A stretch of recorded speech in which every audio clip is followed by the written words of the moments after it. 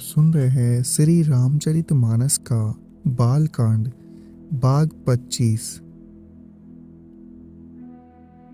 कौशल्या बार बार हाथ जोड़कर विनय करती है कि हे प्रभु, मुझे आपकी माया अब कभी ना व्यापे। भगवान ने बहुत प्रकार से बाल लीलाएं की, सेवकों को अत्यंत आनंद दिया। कुछ समय बीतने पर चारों भाई बड़े होकर कुटुंबियों को सुख देने वाले हुए। तब गुरुजी ने जाकर चूड़ाकर्म संस्कार किया। ब्राह्मणों ने फिर बहुत सी दक्षिणा पाई। चारों सुंदर राजकुमार बड़े ही मनोहर अपार चरित्र करते फिरते हैं।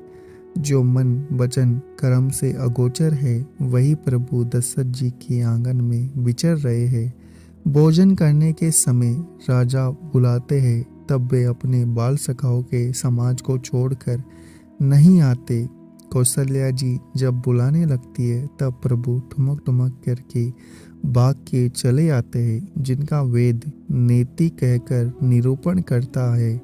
शिवजी ने जिनका अंत नहीं पाया, माता उन्हें हठपूर्वक पकड़ने के लिए दौड़ती है। वे शरीर में धूल लपेटे हुए आए और राजा ने हंसकर उन्हें गोद में बिठा लिया। भोजन करते हैं, पर चित्त चंचल है। अवसर पाकर मुंह में दही भात लपटाए किलकारी मारते हुए इधर उधर भाग चली। श्री रामचंद्र जी बहुत ही सरल और सुंदर बाल लीलाओं का सरस्वती शेष जी, शिवजी और वेदों ने गान किया। जिनका मन इन लीलाओं में अनुरक्त नहीं हुआ, विधाता ने उन मनुष्यों को वंचित कर दिया। जो ही सब बाई कुमार अवस्था के हुए, त्यों ही गुरु पिता और माता ने उनका यज्ञोपवीत संस्कार कर दिया। श्री रघुनाथ जी गुरु के घर में विद्या पढ़ने गए। थोड़े ही समय में उनको सब विद्याएं आ गई। चारों वेद जिनके स्वाभाविक श्वास हैं, वे भगवान पढ़े। यह बड़ा कौतुक है।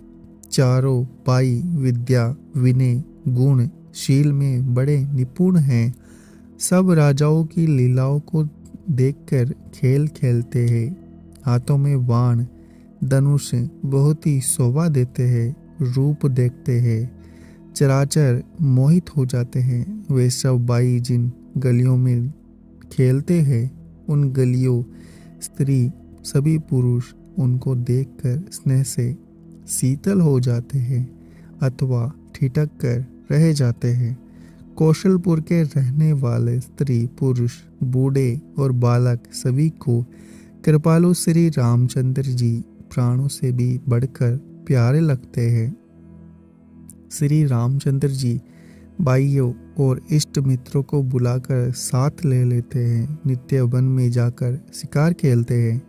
मन में पवित्र समझकर मृगों को मारते हैं और प्रतिदिन लाकर राजा को दिखाते हैं। जो मृग श्री रामचंद्र जी के बाण से मारे जाते हैं, वे शरीर छोड़कर देवलोक को चले जाते हैं।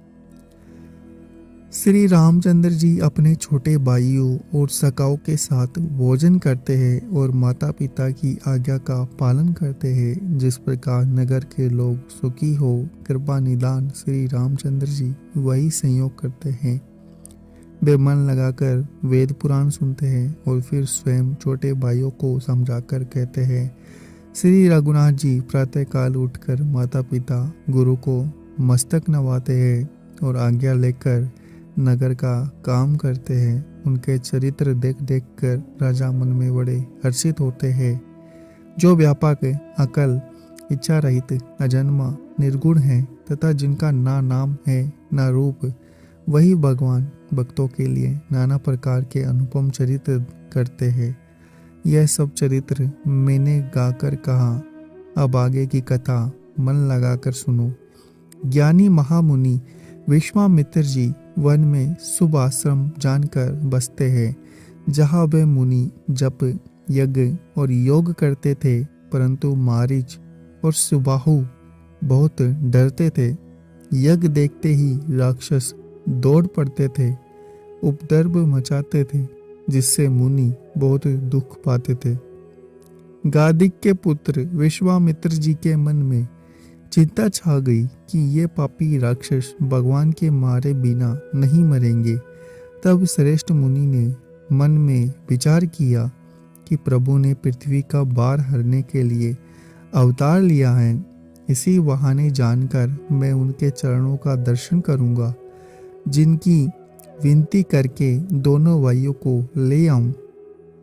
जो ज्ञान, वैराग्य और सब गुणों के दाम हैं, उन प्रभु को मैं नेत्र भर कर देखूंगा। बहुत प्रकार से मनोरथ करते हुए जाने में देर नहीं लगी। सरयू जी के जल में स्नान करके वे राजा के दरवाजे पर पहुंचे।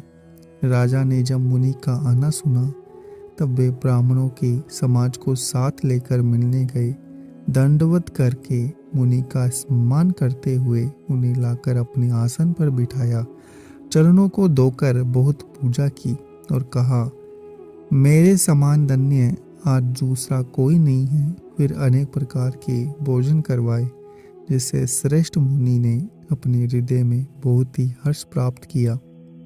फिर राजा ने चारों पुत्रों को मुनि के चरणों पर डाल दिया। श्री रामचंद्र जी को देखकर मुनि अपनी देह की सुत्ती भूल गए। वे श्री राम जी के मुख की शोभा देखते ही ऐसे मग्न हो गए मानो चकोर पूर्ण चंद्रमा को देखकर लुभा गया हो।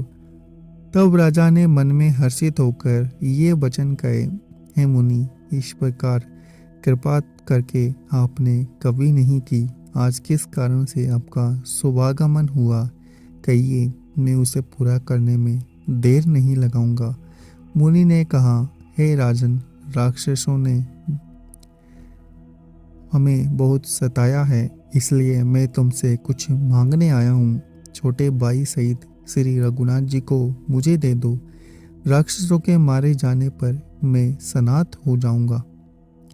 हे राजन, प्रसन्न मन से इनको दो। मोह और अज्ञान को छोड़ दो। हे स्वामी, इससे तुमको धर्म और सुयश की प्राप्ति होगी, इनका परम कल्याण होगा। इस अत्यंत अप्रिय वाणी को सुनकर राजा का हृदय कांप उठा। उनके मुख की कांति फीकी पड़ गई। हे ब्राह्मण, मैंने चौथेपन में 4 पुत्र प्राप्त किए हैं। आपने विचार कर बात नहीं कही। हे मुनि, आप पृथ्वी, गो, धन, खजाना मांग लीजिए। मैं आज बड़े हर्ष के साथ अपना सर्वस्व दे दूंगा। देह और प्राण से अधिक प्यारा कुछ भी नहीं होता, मैं उसे भी एक पल में दे दूंगा। सभी पुत्र मुझे प्राणों के समान प्यारे हैं। उनमें भी है प्रभु, राम को तो देते नहीं बनता, कहा अत्यंत ड्रावने और क्रूर राक्षस, और कहा परम किशोर अवस्था के मेरे सुंदर पुत्र। प्रेम रस में सनी हुई राजा की वाणी सुनकर ज्ञानी मुनि विश्वामित्र जी ने हृदय में बड़ा हर्ष माना। तब वशिष्ठ जी ने राजा को बहुत प्रकार से समझाया, जिससे राजा का संदेह नाश को प्राप्त हुआ।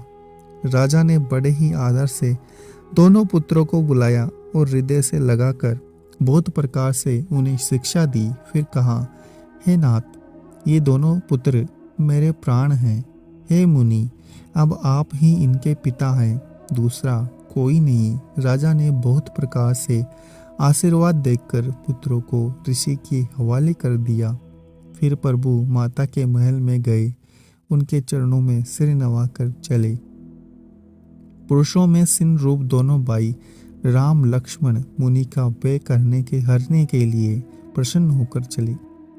वे कृपा के समुद्र, धीर बुद्धि और संपूर्ण विश्व के कारण के भी कारण हैं।